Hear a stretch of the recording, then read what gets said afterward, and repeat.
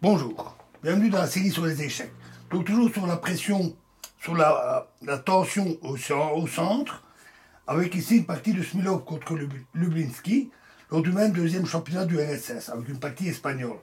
Alors dans cette partie, les Noirs tentent de conserver le centre, à savoir maintenir la position des pions D6 et E5 face à E2, face à D4-4.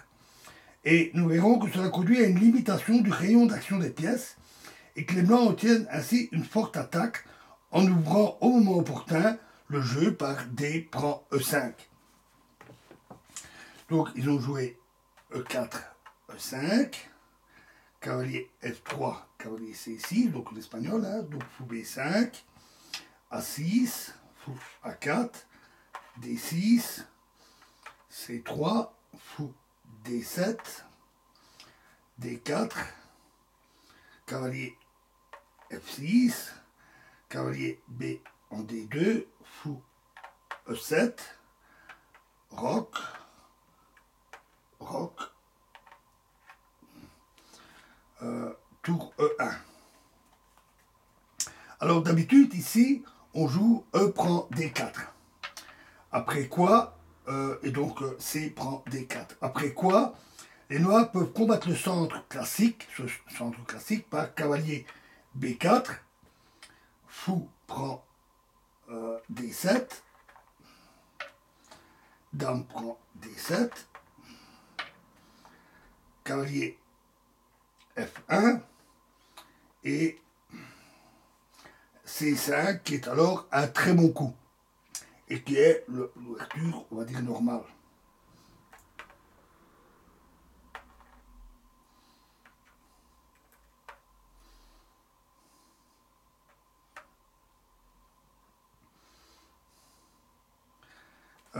Et ici, ils ont joué fou E8. Alors, par ce coup, qui est la variante dite de Kex-Comet, les Noirs ont l'intention de conserver leur position centrale par cavalier D7 et F6. Fou B3, un très bon coup. Ce coup a un double but. D'une part, les Blancs empêchent la contre-offensive au centre, qui serait possible après cavalier F1.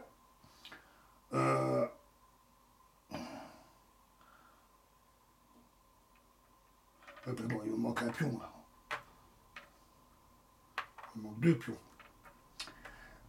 Donc cavalier F1 permettrait une contre-offensive par E prend D4, C prend D4, D5 et cavalier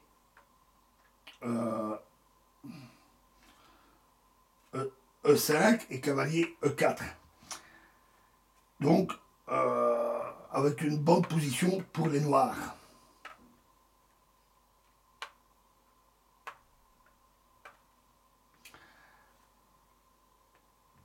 Avec donc après fou 8, fou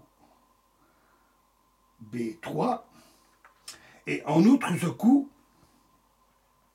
rend F6 plus difficile parce que cela consoliderait le point E5 et par exemple après H3, donc cavalier D7,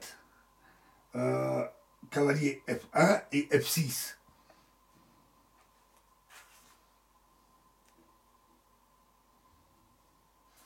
Donc cavalier D7, cavalier F1,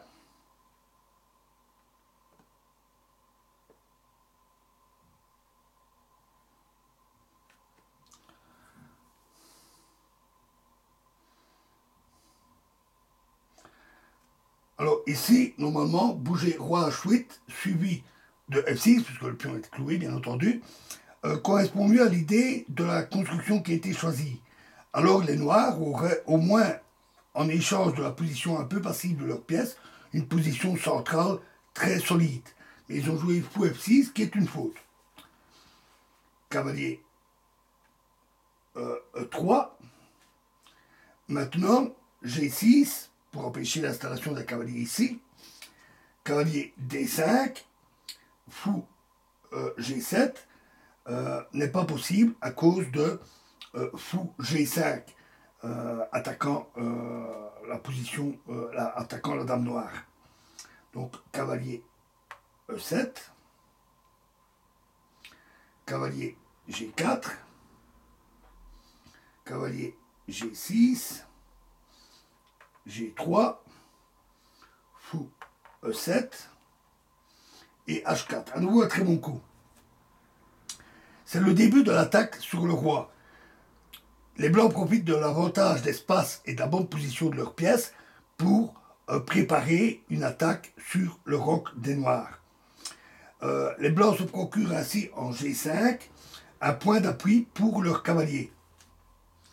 Cavalier F6, cavalier G5, voilà, le cavalier bien passé, H6, cavalier prend F6, échec, fou prend F6, et dame H5. Et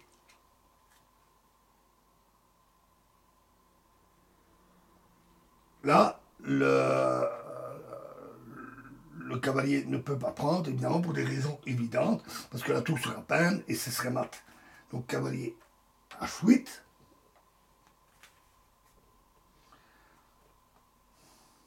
et D prend E5. Et voilà. C'est maintenant que l'ouverture de la colonne, c'est le moment opportun.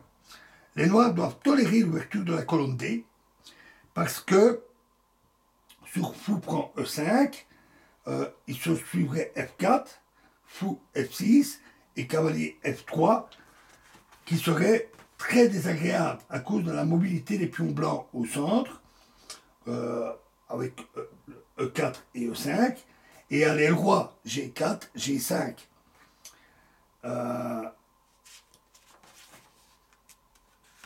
Donc, D prend E5, est quasiment obligé.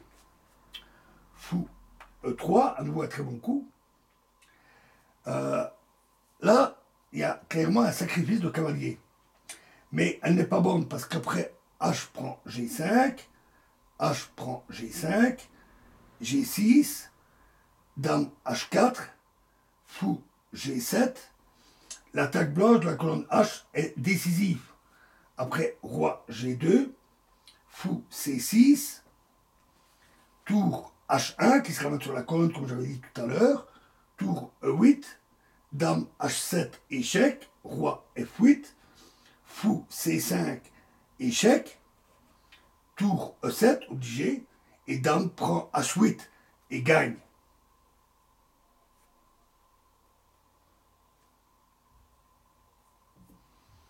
Donc dame E7, fou, donc n'accepte pas le sacrifice,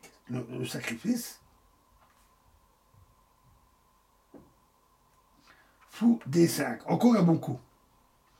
Si maintenant fou C6, alors c'est fou prend fou, B prend C6, ça sera un peu moins mauvais que ce qu'on va voir après, même si alors les noirs ont des pions très affaiblis. Et en plus, un mauvais fou, bloqué par son propre pion. Après ce coup, C6 qu'ils ont joué, ils succomberont sous l'attaque des pièces blanches. Fou B3, fou D7. Alors, par cette manœuvre, les blancs ont empêché l'installation active du fou en C6. Très ingénieux. Maintenant, ils ont le temps pour une action sur la colonne D. Tour D1, tour A en D1, tour A en D8, tour D2, fou C8, tour D1, tour prend D2, tour prend D2, dame C7, à nouveau, H prend G5, échoue toujours. Parce que, à nouveau, H prend G5, G6, dame prend F6, le pion étant cloué, dame prend F6, dame H6, dame G7 et dame H4, et à nouveau la tour se ramène, etc. avec un très net avantage des blancs. Alors, dame C7, alors par ce coup, les noirs s'occupent du cavalier. Mais ils autorisent une jolie combinaison finale. Fou C5, un très très joli coup. Si maintenant H prend G5, alors c'est fou prend F8, évidemment. Et si c'est fou C7, pardon, fou en E7, pour empêcher ça, alors c'est fou prend E7, dame prend E7, cavalier F3, tour E8, dame prend E5, très joli coup, dame prend E5, cavalier prend E5, cavalier 4 F3 en E5, tour prend E5, et tour D8 échec avec un gain de pion. Tour D8, tour prend D8 échec, fou prend D8, et ainsi les défenseurs ont été écartés. Cavalier prend F7, très joli coup, cavalier prend F7, et fou B6. Déviation du défenseur du cavalier. Le cavalier étant en plus cloué. Si dame prend B6, c'est dame prend F7 échec.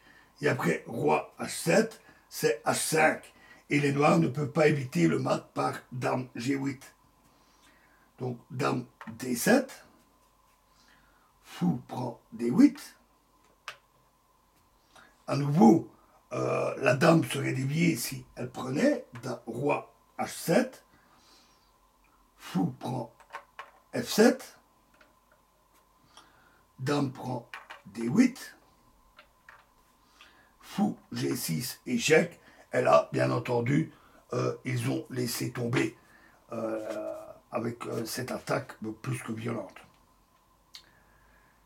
Voilà, et prochain. Alors, dans cette partie, on a constaté que la position centrale active, avec D4 et E4, garantit une importante supériorité d'espace. Par conséquent, il n'est jamais intéressant pour le camp qui est en défensive de maintenir longtemps la tension au centre. Alors, dans les deux prochaines parties que nous verrons, il y a deux méthodes importantes qu'on peut utiliser quand on se défend. La première, c'est échanger au moment opportun, permettant une liquidation plus poussée du centre de pion adverse. Deuxième méthode, l'élimination forcée de la tension par une pression sur les pions centraux adverses D4 et E4. Et donc, nous verrons la première méthode dans la prochaine vidéo. Je vous remercie.